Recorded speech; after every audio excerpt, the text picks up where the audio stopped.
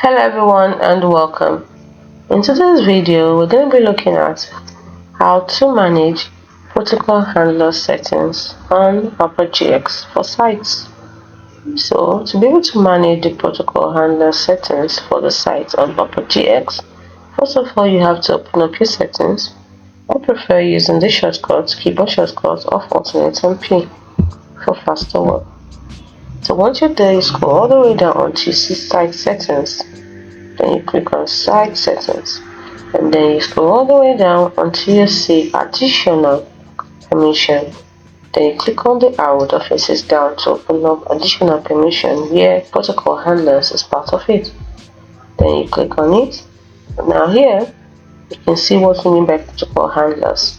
You see, sites can handle special tasks when you click on certain types of links, like creating a new message in your email client or adding new events to your online calendar.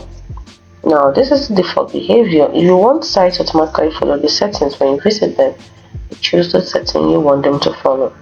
Now, if you want sites to ask to handle protocols for you, then you leave this on. If you do not want to allow sites to ask to handle protocols for you, you choose this one. It's as simple as that. Hope you found this video helpful. Do not forget to like and subscribe to the channel for more.